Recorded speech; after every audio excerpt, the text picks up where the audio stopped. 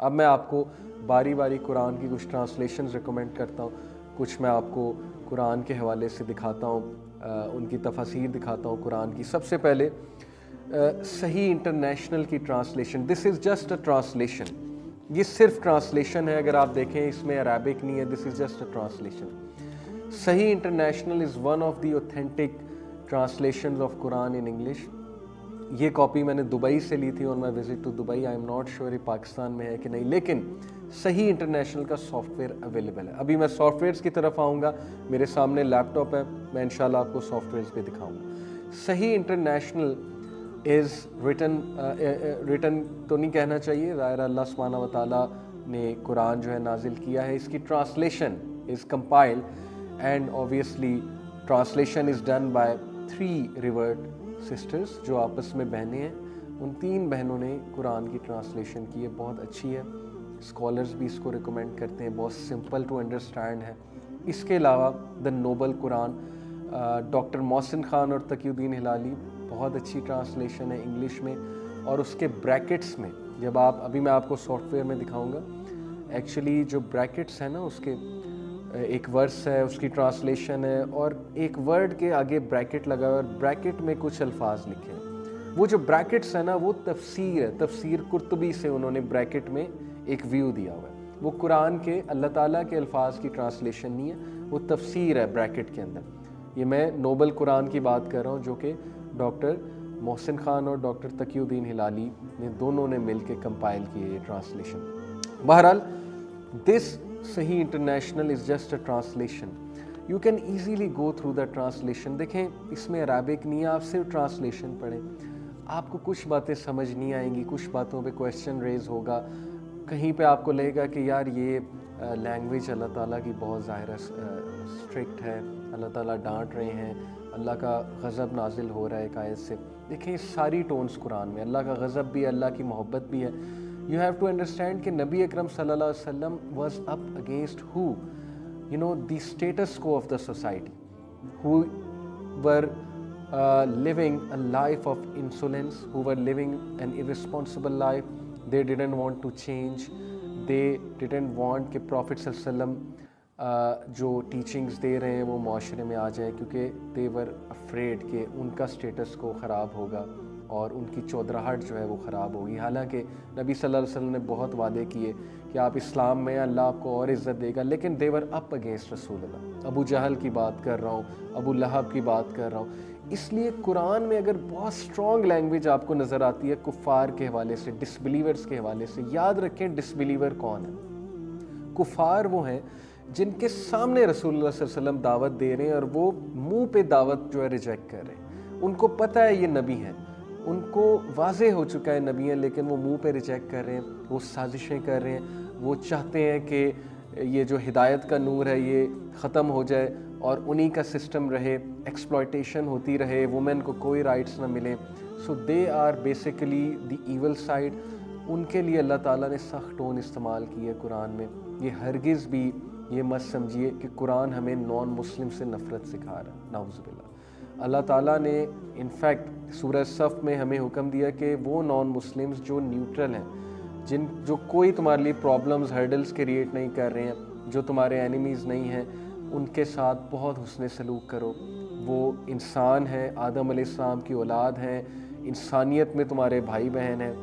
تو اس لیے پلیز، یہ بہت سے لوگ سوال کرتے ہیں کہ کیوں کافر کیوں کہا گیا؟ بھئی کافر اسے کہا گیا ہے، آپ ایسے کریکٹرز کو مائنڈ میں لے کر آئیں نا جو اس وقت نبی صلی اللہ علیہ وسلم کے خلاف کھڑے ہوئے تھے اور وہ مان ہی نہیں رہے تھے، وہ تلے ہوئے تھے، اپنی ضد پہ تلے ہوئے تھے۔ تو اس لیے ضروری ہے ان کو وارن کرنا، ان کے ساتھ اللہ تعالیٰ کی وہ ٹون بہت ضروری ہے۔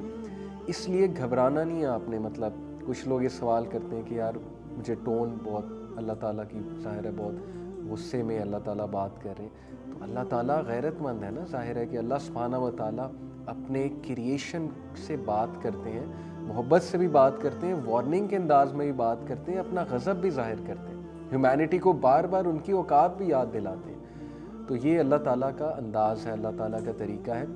میرا آپ کو مشورہ یہ ہے کہ آپ قرآن کو ایک بار گو تھرو کریں ٹرانسلیشن کے ساتھ۔ It will take you like a month maybe, don't worry questions آ رہے ہیں, آئی نو بہت آئیں گے, میرے ذہن میں بھی بہت آتے ہیں. آپ ایک بار یہ تو تسلی ہو جائے گی نا کہ یار مجھے پتہ ہے قرآن میں ایٹ لیسٹ اتنا مجھے پتہ ہے کہ کیا ہے.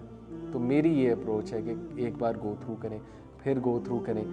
دوسری اپروچ یہ ہے کہ آپ جیسے میں نے پڑھا تھا, ٹرانسلیشن کھولی, ٹرانسلیشن پڑھی, عربک کے ساتھ ٹرانسلیشن آپ نے پڑھی, جہاں پہ اٹک گئے, کوئی بات نہیں سمجھ آئی, تفسیر دیکھ لی, کسی سے پوچھ لیا, کال کر کے پوچھ لیا. اب میں آپ کو پراپر بتاتا ہوں. دیکھیے یہ ہے ورڈ بائی ورڈ ٹرانسلیشن قرآن کی.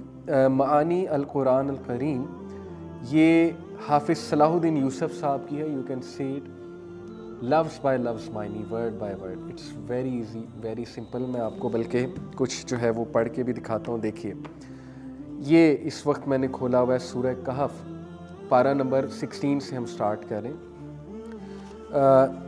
قال الم اقل لک انک لن تستطیع معی صبرا. اب ہم اس کی ورڈ بائی ورڈ جو ہے وہ ٹرانسلیشن ذرا دیکھتے ہیں. ورڈ بائی ورڈ ٹرانسلیشن جو ہے اس کی کیا ہے. قال